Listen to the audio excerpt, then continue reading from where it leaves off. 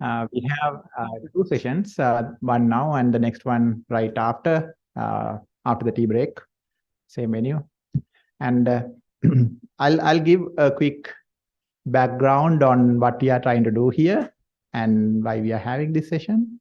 And then we'll go into some discussions. First one will be for the first session, it will be led by Taurit. And the second one will be led by Taurit is looking at me, I know why. And the second one will be Basuki. So according to Taurit, I'm supposed to lead both the sessions. That is why he is a bit concerned. But giving that aside, so the idea why we wanted to have a session of this nature is we wanted to discuss the challenges and the opportunities as emerging NRENs we are facing, and how those challenges we can and also make use of the opportunities to come together. I hope you all were there in yesterday's the plenary keynote, and Renee was talking about a similar topic, be together, better together. So that's also an idea how that we can come together, smaller emerging NRENs, and work together to a better future. That's the idea. And I take this session as, or the emerging NREN topic, as we started in Nepal. Although we didn't call it an emerging NREN session, Taurit arranged overwhelming group of people. We couldn't even find space in the room to put enough. Maybe the title we put is wrong, Taurit, this time. We don't have any. Your title was better. We had a lot of people, and what we discussed there is just an example. We started with an example project, a project we all together did or doing, and the benefits we saw in a project where a few of us, or a few different NRENs together, come together, and what we did. So building upon that, what we are trying to do today is see how we can make it a little more formal, not very formal, a little more formal for now, on how we all can come together and work towards a common goal for the region, for all of us together. That's the idea. And to do that, in APAN 56, our idea is to take a look at a status. So in APAN 56, we are not going to discuss a lot about how the future will be, although that will be in our back of our heads and mind. However, we'll be mostly looking at a status of where we are, how we measure our status. What do we think is a good model out of all how we all are operating? How do we think we can work together? Present status, right? So at the present status. So that's the basic idea. So we are mostly discussing about present status. And in both the session, that is like first one and also the second one, we are just discussing about the present status. And we'll take notes. We'll take notes for way forward so that can be discussed in the upcoming APAN meeting. So we are planning on continuing this. And the next meeting will be mostly discussing about the future and how we can take it forward. What are the strategies that we can come out? In fact, Rene was, I think his key point was have a strategy for all of us.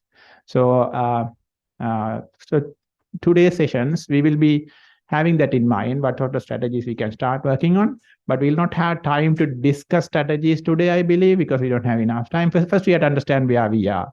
So the status first, and then strategies later. We'll, in my mind, we'll mostly focus on strategies, how we can formulate them in the later sessions to come.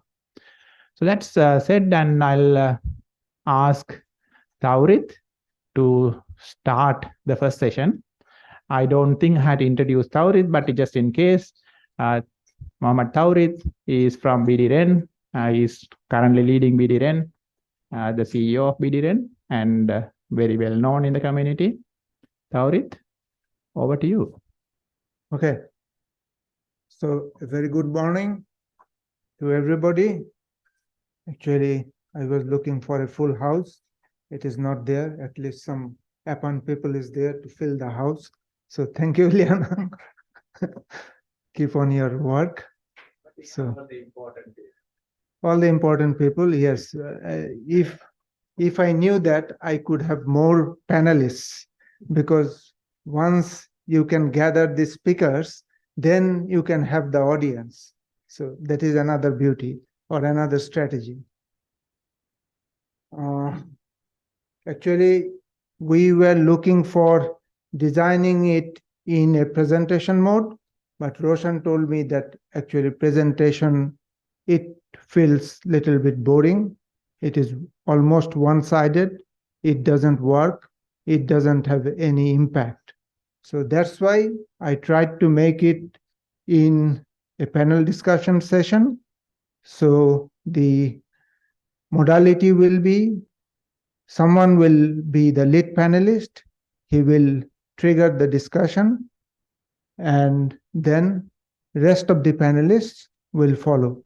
Actually, even if we can get some inputs from the audience, that will be also welcome. It is our goal to build a sustainability model. As you all know, that each and every NREN, forget about emerging NREN, even the NRENs from developed countries, they are hankering after sustainability. Nobody can claim that they are sustainable. And each and every country is a different country. It's a different context. It's a different environment. And no particular strategy will work for each and every country. But having said so, we can think about some basic commonalities so that we can move on. At least we have to start. So back in 2018, when I actively involved with APAN, so I am very nascent here, then I was actually confused by looking at the big networks. So they were introducing 10G, 100G. So I was confused where I am, because at that time we had only 45 megabit connectivity with Mumbai. We started with that in 2018. But then I understood that, okay, that is a different chapter. That is the story of all the developed countries. They are looking for connectivities. They are hankering after bandwidth. They are hankering after speed. But my goal is different. As Rene mentioned the other day, yesterday, that your goal is to satisfy your members, satisfy your clients, what they want.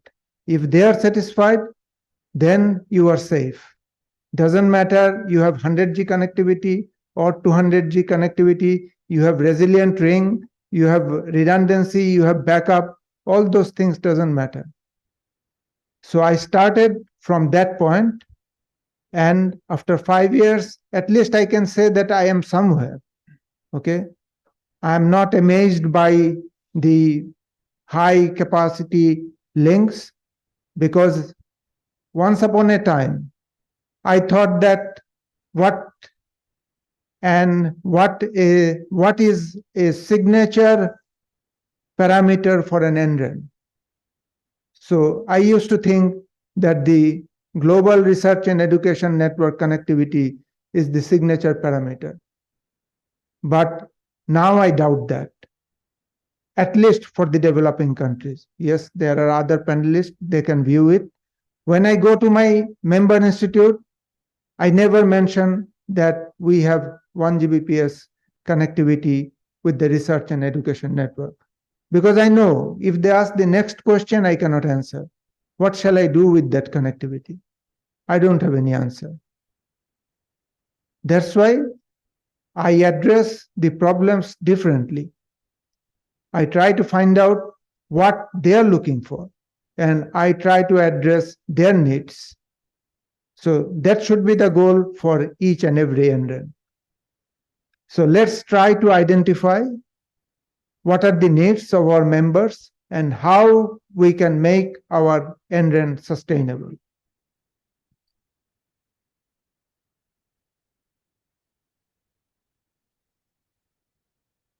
So first and foremost, I will start with the NREN structure. That is the basis of sustainability, what I think, because this structure has made Biriran sustainable. I can claim that. Without this structure, actually, Biriran couldn't establish its footprint in the industry. So if I go by the types of structure, it can have independent structure with beneficiaries being owners. It can have a structure under government control and sponsorship, or it can have any other formation. I drafted 2 compendiums for Asia Connect, one in 2018 and one in 2020. And also we did combinedly, we and LEARN did the NREN need assessment study. But after doing so many works, I don't have the database when I tried to put it down in a formal structure. Then I don't know about the structure other than Biriran and other than LEARN. So that's why I thought that it could be a starting point. If all NRENs participate, at least we shall have the database of the structure of each and every NREN. So I think you will come forward with the help. Let me give you a glimpse about the Biriran Board of Trustees. Biriran runs under an 11-member Board of Trustees led by the chairman of University Grants Commission. It is important. That's why I'm mentioning it.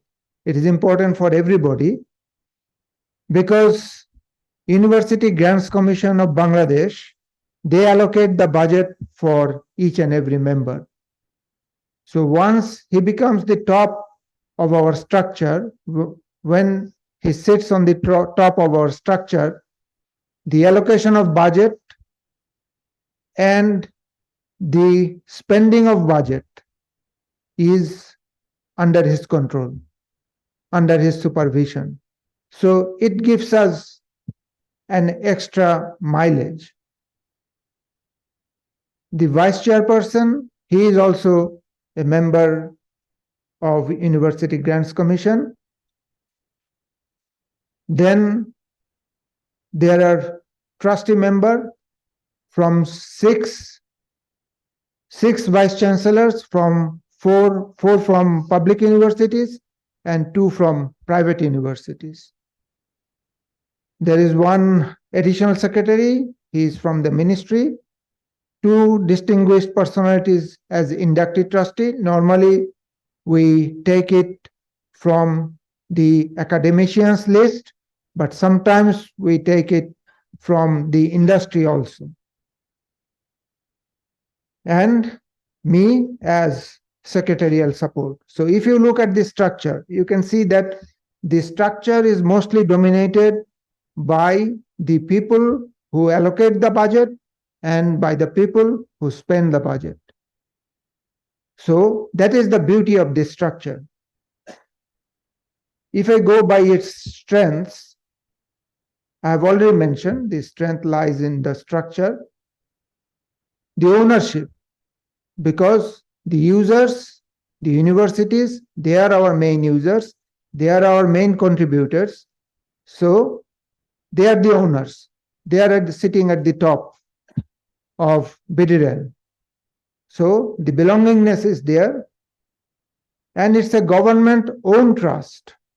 The beauty is we can utilize that it's a government trust, because for some of the cases we need that. I don't know how the procurement works in your country. In our country, if you are a government-owned company, then you can manage direct procurement orders from the members and from the clients or from anybody. If they procure through BDREN, they don't need to go for official tendering process. So they can skip that. So that is the beauty. So we do a lot of projects and we make a good margin out of that. Suppose a university, they want to build a campus network. So they will come directly to us. Okay, build us a campus network. Can you do that? Yes, we can do that. Okay, how much will be the budget? So we do the surveying, we provide the consultancy, we procure the equipment, we install the equipment, and we make a healthy profit. We keep a healthy profit margin. So that is one side of the income. So at that time, we are government-owned trust. But normally, government means bureaucracy. It means procrastination, delay. But for any of the decision, we don't need to go to the government. We don't need to go to the ministry. This 11-member body, they are authorized to give any decision. So the trust is in their hand, the allocation of money and everything. There is no government audit. If there would have been a government audit, I have told my board of trustees, that when the government audit will start in BDREN, I will resign. Because the way I spend, I cannot manage government audit. It's impossible. Okay? They will go for every nuances and I have to show the compliance. It is not possible. So I only use the government signature, only I need that. Otherwise, I don't use that. Even in my visiting card, I don't put any government signature. As I mentioned, it is an independent body in making decision, so it expedites decision making. Earning revenue is a challenge instilled into each and every employee. It increases dynamism because my staff, they are not government employee. They cannot claim that they are government employee. So I can recruit, I can hire, and I can fire by myself. For some of the positions, I need to go to my board, but normally I can hire and fire by myself. So no job is secured, no job is insecure if you follow the rules and if you can show your belongingness and your ownership. So that is the beauty of this structure also. As I already mentioned, UGC and BDREN, though different entity, they have the same person at the highest echelon, and that promote BDREN services.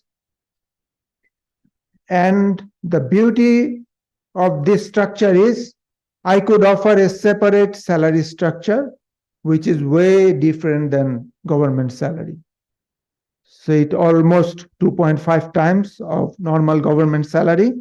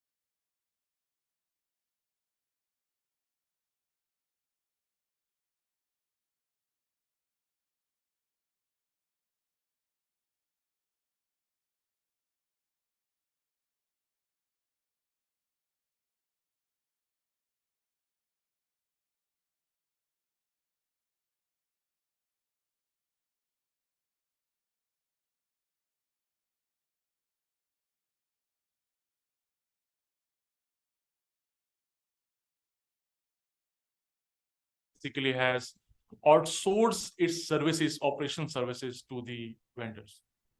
For example, this PAN, this whole NOC is sitting there. Has been outsourced, completely outsourced to some vendor, and it is operating by the vendor, and it is controlling.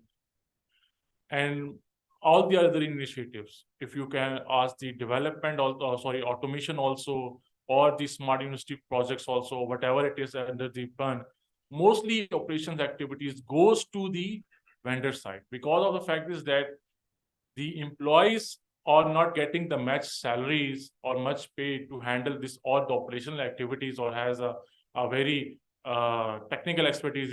If some employees have a technical ability, they now sit here in the PAN, because they cannot afford that salary of that employee.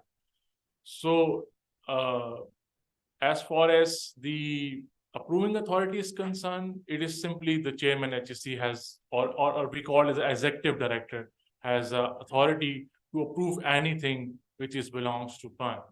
So I would say that PAN is having a structure is completely different from the BDRAN or Nepal.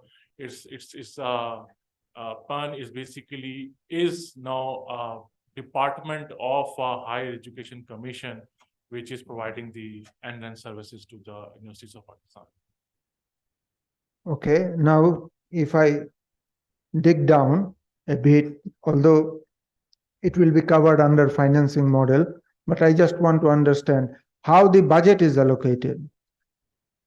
Yeah, I have my account manager also. The budget basically is HEC, the finance department is one of the department like IT or something like that. It builds the budget for every departments. For example, IT/PAN. So PAN is they allocate separate budgets for PAN, and it goes like, for example, they ask PAN that how much budget they will require for the recurring activities. This is the recurring activity, how much they require. So as per the demand, they fight with the government to allocate that budget. Now, government sees that budget as not sees as a budget allocated to PAN. It sees a budget total allocated to HEC. Fortunately, the government is expanding on HEC a very handsome amount. So whatever we ask is basically somewhere or other gets approved. But yes, there is some. We will come to I think the next part with how the financing model goes, that how much shares the university contributes and the HEC contributes. But the fact is, the finance department gets the budget of HEC, and within that, the PAN budget is also demanded from the government of Pakistan. And for the development budget, if some development activities, we build a PC1 separately. This is called the development document. We build separately, and PAN's, it defends the budget to a very recognized committee of government of Pakistan. We call it CTWP. And after that, the budget gets approved for any development activity that we are doing. Okay, it is probably same as in Bangladesh, but my question is, when you collect the revenue, where it goes? To government exchequer or to IT department of PAN? It is going to the government exchequer. It comes to HEC, and it is utilized by the HEC. It comes to HEC. And HEC is authorized to spend any money that comes under HEC. Yes, HEC is authorized to spend. Okay. So do you have any pressure about earning revenue? Like, does the finance department charge you that, okay, you told us that you will get $1 million from the revenue from the universities, and I will allocate $2 million for you. So that's 3 million is your budget. Now there is 0.5 million only has been collected from your members. So I have to spend 2.5 million. So do you have any such pressure? Lot of pressure. I believe Okay. from last 5 years, when mm, we are using the hybrid model of 50-50, I mean 50% from the government grant, 50% from the universities. And due to this fight and this observations by the government, by the HEC department and the government, we have increased the budgetary of the universities, of the earning from the universities. So right now the universities are only contributing, I think, 4.5% of the total revenue, and government is contributing 5% of the total revenue, and 95% has been earned or recovered from the universities. So due to this pressure, because of the fact is that we launched some of the projects that required some recoveries and all that, and it was always a fight between the end of the financial years, that you have to recover this amount of money, and you didn't recover this amount of money, you have to, and we do not have this money to provide you further. So due to this debate, we have to increase the recovery amount of the universities. Now, obviously, universities are in not a good mood to provide us such funding, but we have to increase the budgeting of the universities so that we have to minimize the demand from the government of Pakistan. Okay, so although it is run like a government organization model, the revenue earning challenges are still there. Obviously. Okay. So Hi, this is Karma from Druk Research and Education Network. So what we have, the structure we have in Bhutan with regard to the operation and management of Druk Research and Education Network is different from what Nepal has, what Pakistan has, and also what BTREN has. Some points, some of the design principles are similar to what Bern has mentioned, because we also started as the project. So it was started as a national project in 2014 to provide high-speed access to the higher education institutions, the colleges under Royal University of Bhutan. And back then, when we started, we identified only 9 colleges under Royal University of Bhutan. And the key focus of the project was to establish this high-speed network, dedicated high-speed network. And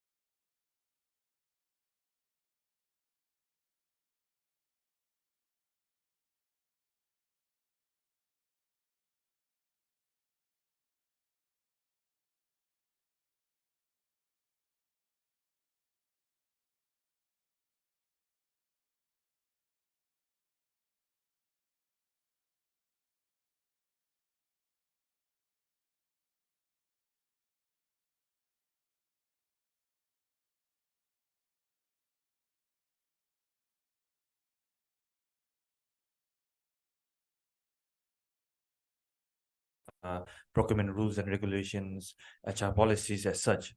Now, before we started this project, we of course had lots of consultations with the community, with our potential members, educators, and we were actually pushing for a model where the National Research and Education Network is operated and managed by the community. So that's what we were pushing for. But unfortunately, there was no takers. We went to the Royal University of Bhutan. We went to the Ministry of Education. We went to Ministry of Health. because the hospitals would also end up connecting to the research and education network. And we went to other NGOs in Bhutan, and we were basically pitching the idea so there would be someone who can operate and manage and take up the operation of the Drug Research and Education Network. Unfortunately, we couldn't find one. And at last, it made sense for my agency to take up and build this network. Because most of the members that we connect to are financed by the government. So like, for example, schools, the universities are all public institutions, and they are financed by the government, right? So they get the budget from the government. So it did not make sense for them to, for us to charge them also. We needed nominal membership fees, which we still collect, but it didn't make sense for us to charge very high membership fees so that we can sustain on our own. So what we did was we convinced the government this is how it's working, and they supported us. And most of the operation fees, the budget comes from the government. So we sustain on the government budget, and there is a commitment from the government to support this. Yeah. So in your case, there is no pressure from government that, okay, you have to be a sustainable, independent organization. No, right? we don't have any Okay. pressure from the So government. your situation is more comfortable than what other people are standing. Yes. Okay. So yeah, because of the context in my country, the environment, I think, like you rightly pointed out, there is no single shoe that fits all, right? Mhm. One shoe that fits all. So it was different for us because we had a different reality. So we had to play a different ball game. But do you find any weakness in such a structure? Yes, there are few challenges. There are few challenges. Like I pointed out earlier, we have to adopt the government procurement rules and regulation, the government HR policies. So it delays certain when we want to implement and upgrade our routers, upgrade our infrastructure. There will be some delays because we have to follow the normal procurement rules and regulations. But at the same time, if you see, when we started, we had only 5 people operating and managing the NREN, and I was leading a team, and I executed the project. But now we have gotten approval from the government to increase our HR strength from 5 to 120. So this has recently come, and we have already restructured, and we now have about 90 employees, 90 employees from 5. And from 90, we have about 75 regular and about 15 on contract. So That is a big development. Yes, so I didn't know that. Currently filled up about 75% of 120. It has happened very recently. Right? Yes, because of the recent transformation exercise that is going on. We pitched our issues, challenges. We took it up through our agency head and to the civil service office who approves the recruitment of the civil servants. So we convince them, and this So is there any challenge, like Parn was mentioning, that there is high turnover rate? So is there any challenge to keep competent employees? Yes, under very your much, disposal? very much. So once we train them, once we upskill them, there's always opportunities, not only within the country, in the private sector, but also outside. Because the salary structure of yes. government and private Yes, is yes, obviously yes, yes. different. So we have the attrition for the civil service right now stands at 16%. It has drastically increased over the years. This is something that we haven't faced earlier. now which we are facing, but also at the same time, there are some interventions coming from the Royal Government of Bhutan. Recently, the salary of all the civil servants were revised. It was increased by 55 to 60% of the Okay. total basic pay. But still then, I think when there are greener pasture, when they are offered higher salary, I think this is something inevitable. We lose them, but what we're trying to do is to build an ecosystem to retain the engineers, train them, and hopefully the attrition will fall. And I think the funds already, where the funds come you for the any kind of development or for any infrastructure connectivity and for the recurring and all that. Yeah, so the fund is allocated by the Ministry of Finance, so it is the government revenue. The budget comes from the government. So every year we plan, we submit a budget proposal for the operation and maintenance, for the upgrade, for the new links, for the restoration, for O&M of the links. So we come up with the plan every year and submit to the government, and the government approves every year. Everything like the end of financial year. Yes, we are audited, and what we do is we come up with the one plan that is a 5-year plan. So the 5-year plan, we put all the budget that would be required in the next 5 years, and then from that 5 years budget, then we ask the annual budget from the 5-year budget.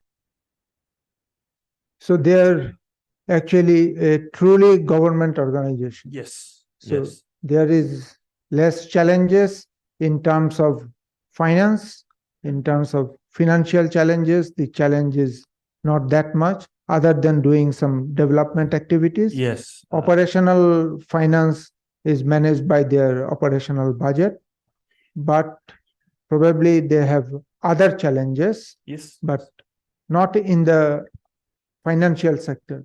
Financially, they are highly stable. Right, Karma? Yes, true.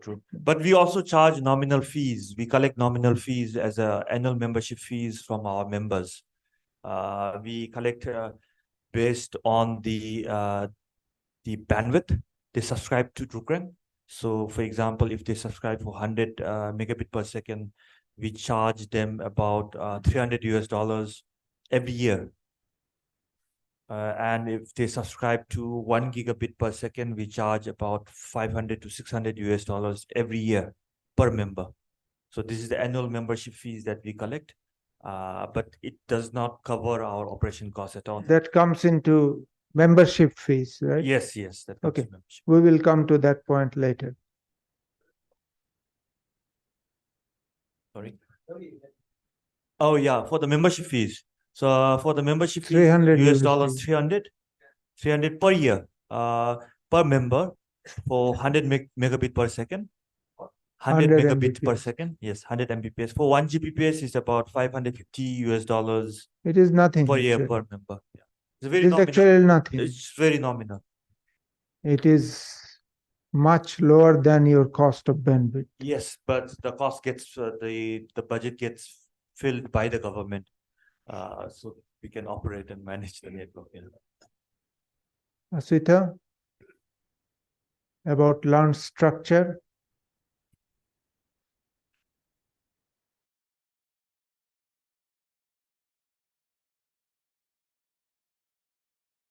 Say something wrong. So learn structure is actually it's a we call a public limited liability company, which was as established as that in 2009. Before that, it was just a project, and then established as a limited liability company, which is owned by the state universities and the University Grants Commission. So they are the members of Learn, and they are represented in the board of directors, which basically takes all the policy decisions, and the chairman of Learn is the vice chairman of UGC, who was present yesterday in the opening ceremony. So the board of directors take the policy decisions, and then as a company, we have the CEO, CTO, and the other employees who are not specifically in the government structure. So the whole idea is that we can recruit people as we want and do things freely, and give the kind of match the industry salaries. So it depends on the policy decisions that are taken by the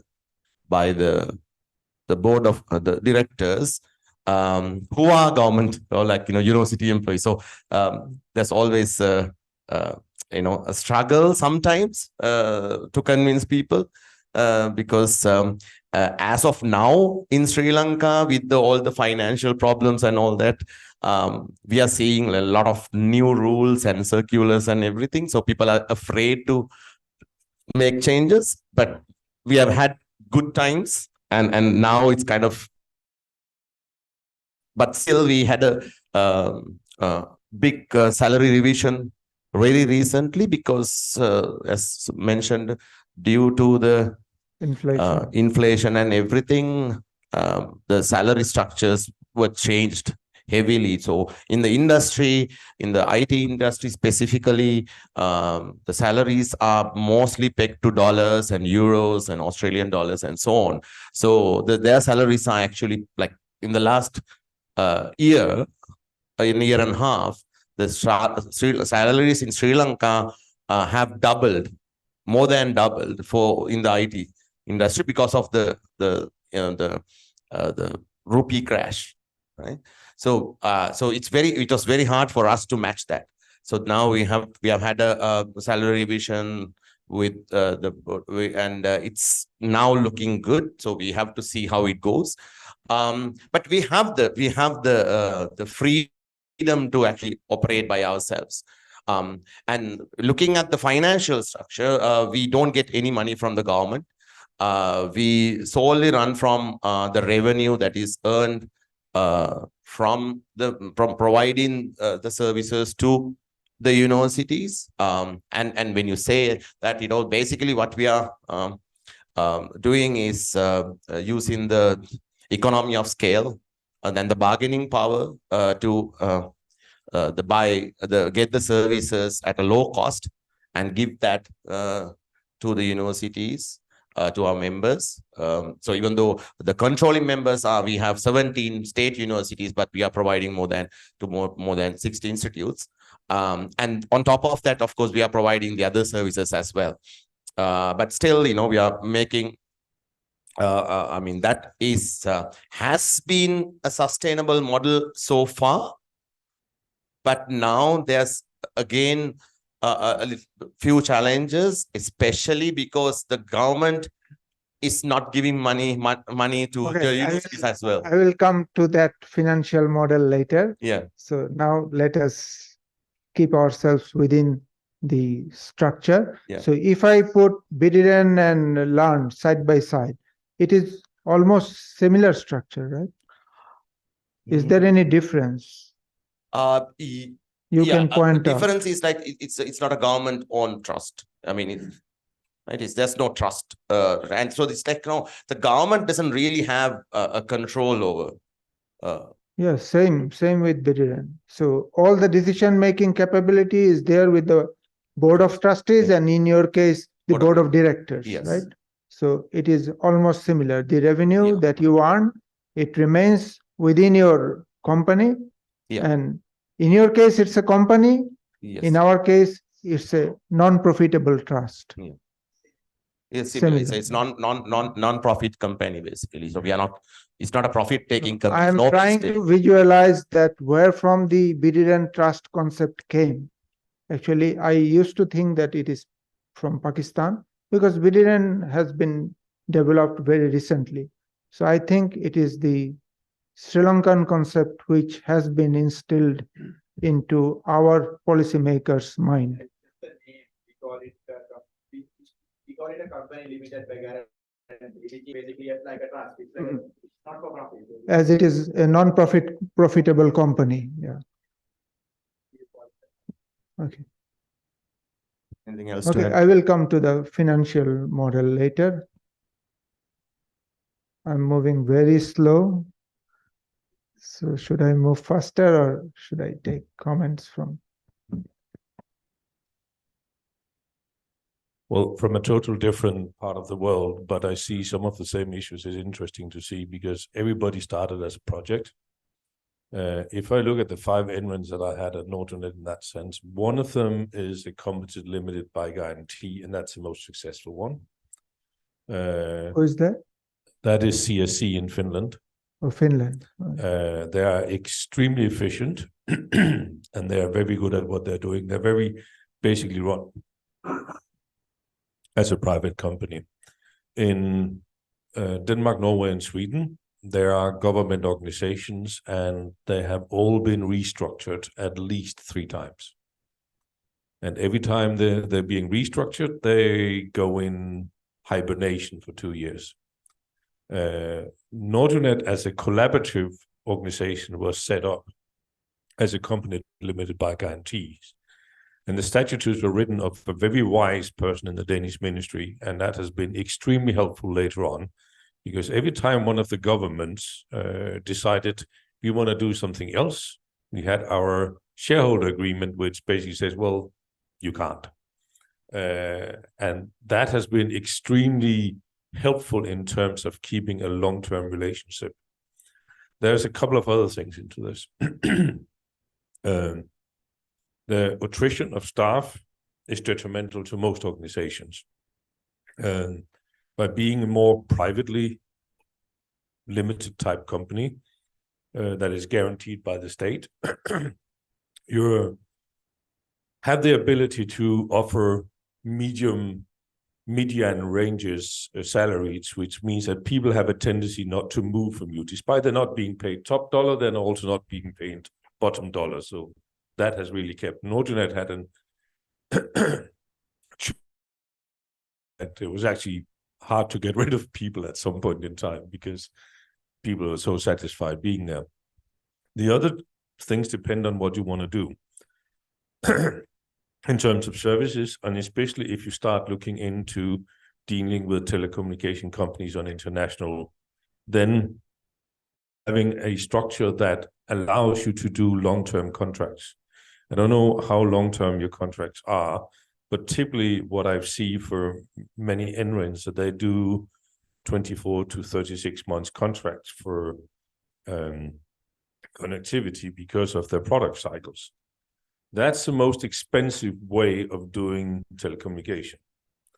When we did, I mentioned that a bit yesterday, when we went away from that for the first Connecting Europe to Asia link, went to a 20-year deal, the price dropped to 1/16.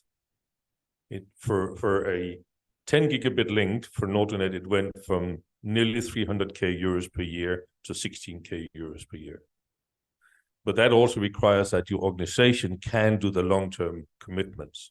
So that is some of the advantages you need to look at. What do you intend to do with the organization, both in country and if you're thinking of working together?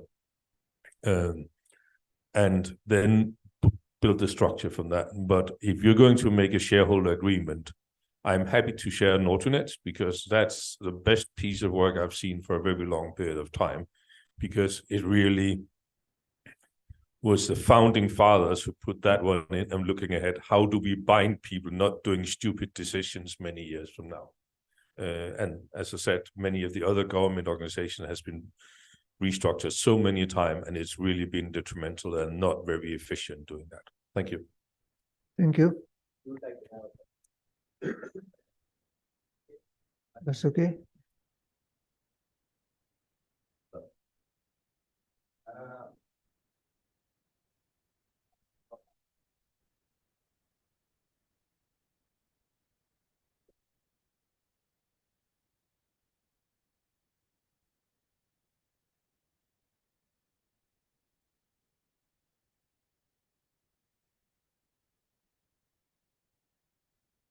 Only one is government, rest four are only one is private, right? Rest four are government. They- One is private, one is part of the research agency, which is horrible. One is part of a special Danish setup, which is owned by the university. Basically, they can't make any decisions. And the last one is a company but owned by the state, and I think they've been restructured 3 times in 5 years. Because every time a new state secretary gets a new idea, things change. Yeah. That is not healthy if you want to do long-term commitments in terms of services or development, where you want to do long-term commitments in terms of telecommunication, you need the state structure. Yeah, Yes, I think this is in my I'm Basuki from Indonesia. This is we have a problem, the same problem, changing the government structure, and then government didn't give us money, and then yeah, we have to find the other way. One of the things that we tried several years ago that we want to have like a long-term contract with the telco, some telco or some cable company, with maybe like a using IRU scheme, but it is quite difficult for us. You can't do that as a government organization. Yeah, no. As a government organization, yes. So that's why, like Mobif, like BDRAN or we develop the new, entity like the IDRAN is the multi-stakeholder, not only government but come from the industry, even come from mostly from the academic. Yeah, but yeah, you see in academic we don't have so much money, but we have so much idea and many things. And the other things like the industry, maybe industry have this. Let me understand. Your IDRAN Yeah, is fully government, right? no, No. that's Okay. the problem. Yeah, because maybe 10 years ago or 15 Well, years ago, Can you tell us about the formation of IDRAN? the formation of IDRAN currently is we built the foundation. Yeah, It's a foundation. Yeah, something like a foundation among the members. And then we try to discuss with the telco provider, telco company. Yeah, the telco company, they have their own capacity, idle. And then we try to look. No, let me understand the financial model. So you are a foundation. Yeah, right So now the foundation is run by run the community. community. Yes. Yeah. Okay, fine. So how the money is coming to the foundation to run the show? Right now, we will try to from the something like from donation from some maybe government, but it's small one, because it should be the government take care of this, should be. But we know that maybe at least in the 10 to 15 years, we cannot guarantee the government money. The charter of the foundation is like that. Government will allocate the budget. It should be. But sometimes when we request the budget for something like for the infrastructure, it's difficult.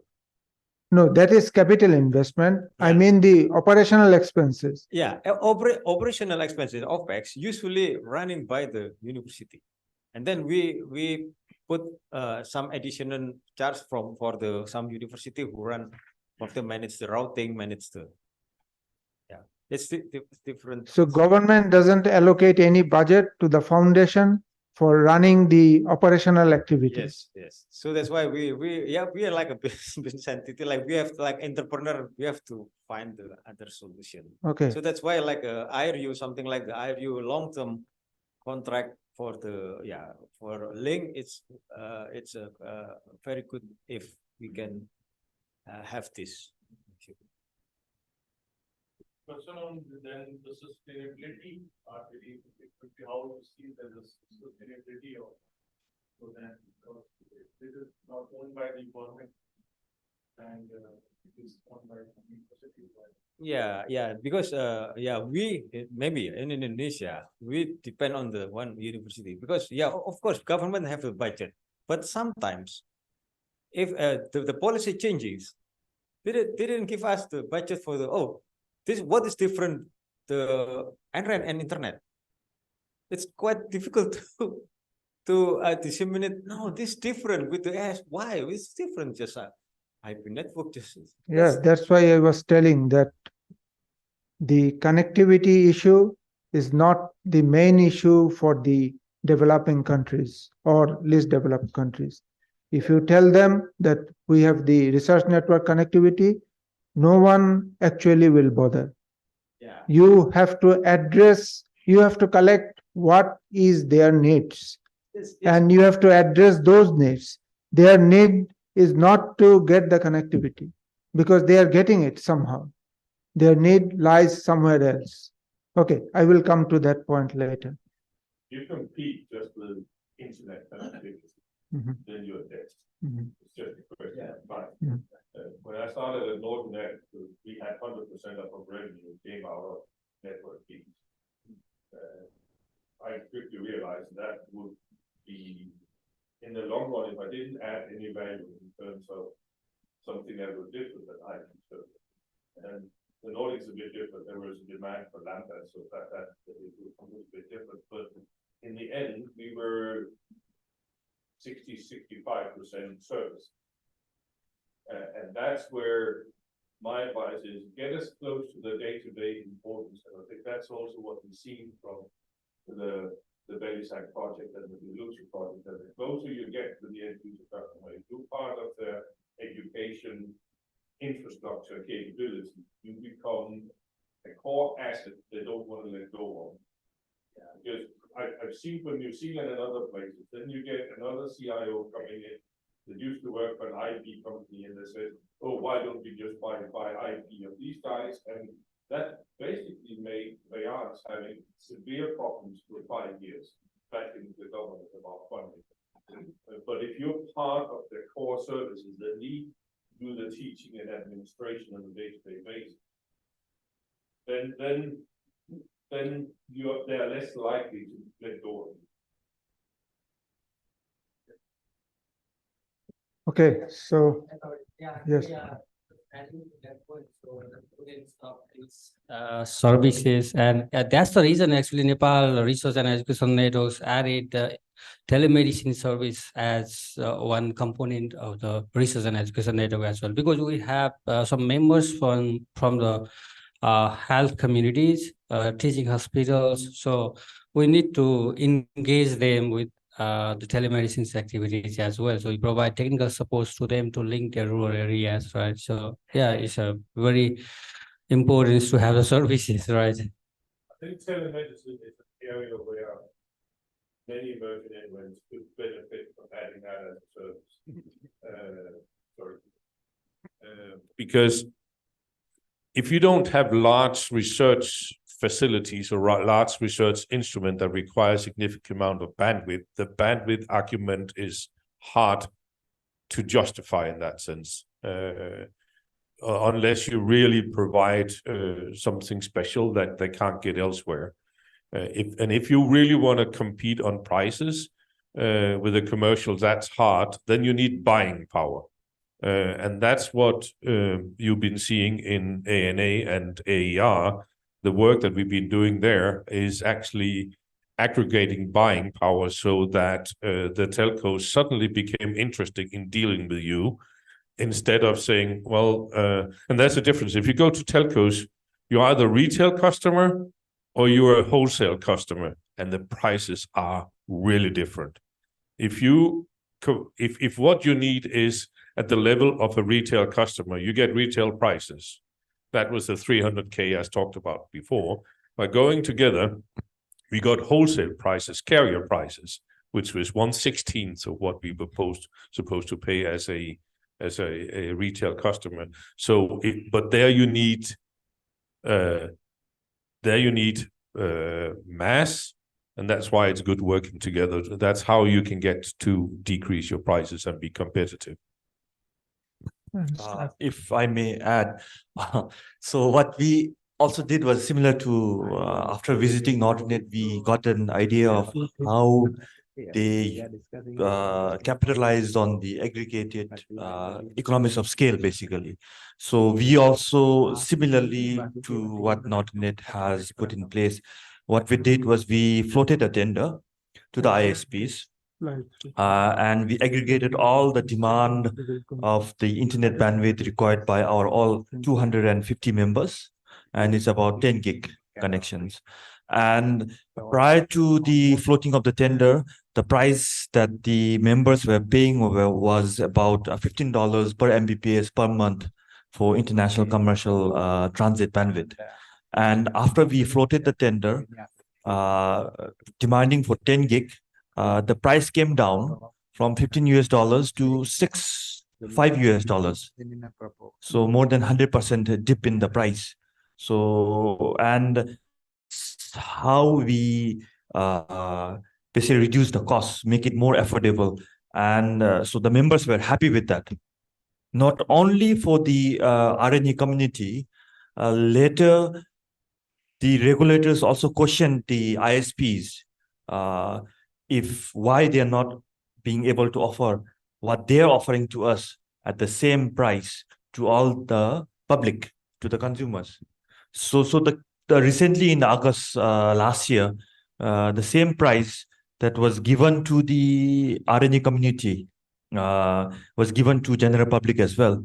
So as a nation, we benefited from this strategy. So I think this strategy is something, but we only signed for 3 years, 3 years contract agreement to supply the international commercial internet bandwidth for all our members.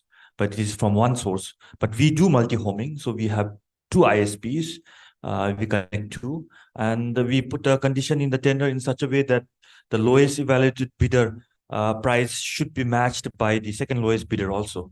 And we gave the L1 lowest bidder 70% of the 10 Gbps and 30% of the 10 Gbps we gave it to the L2. So by ensuring resilient network again. So this is what we achieved in last, I think, 2 years ago.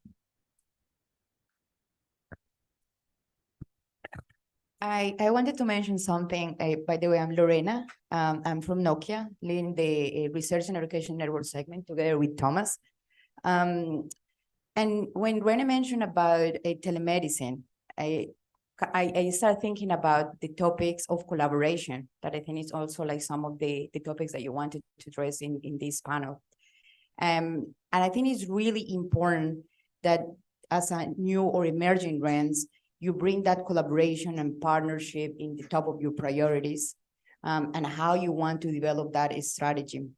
And we start recently with the incubation of the segment, and we understood that the way to start working together with the NRENs is collaborating. We can provide the first layer of connectivity, but then what goes on top of that connectivity? What we can do with that connectivity?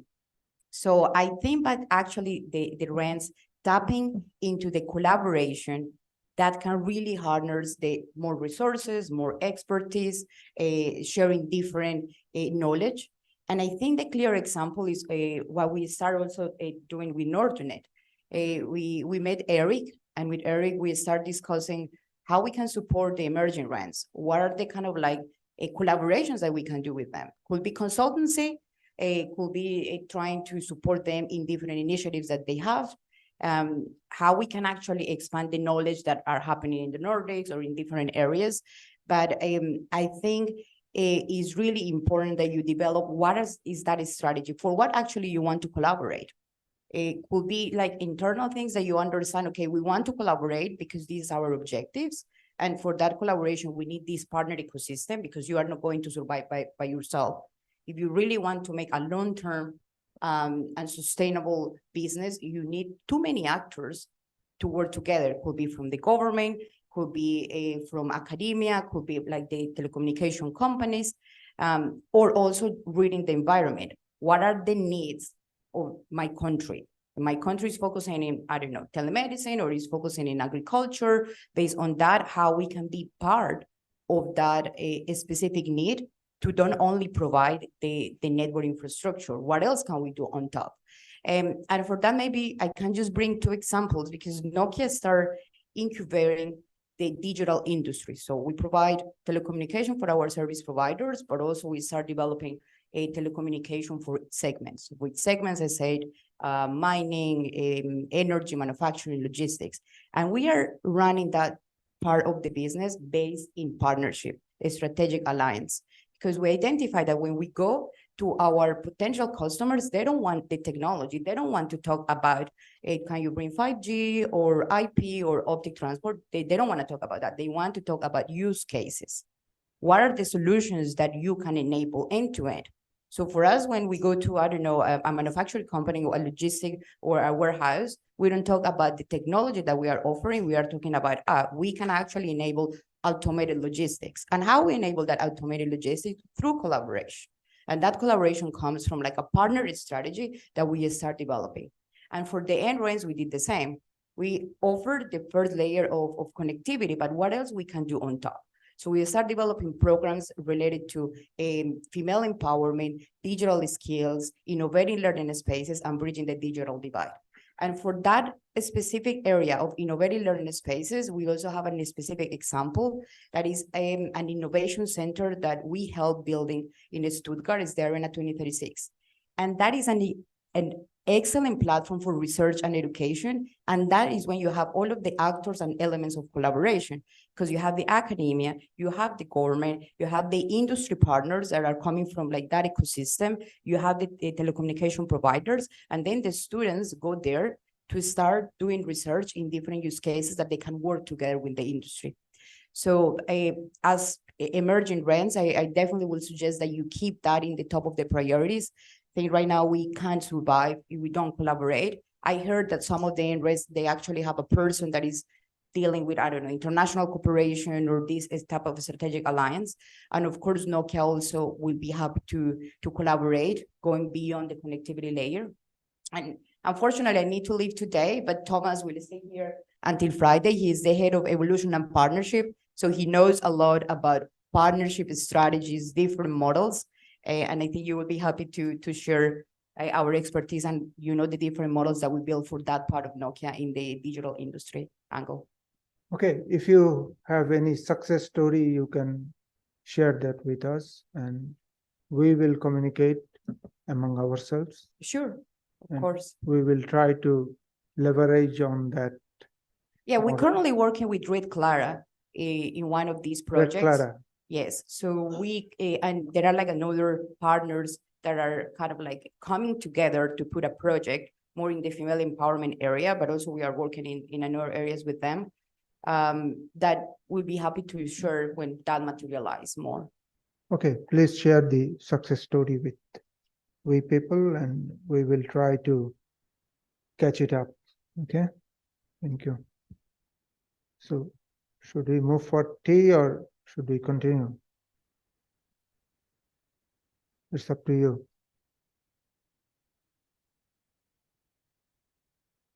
Better to have tea. Okay. Thank you. Thank you.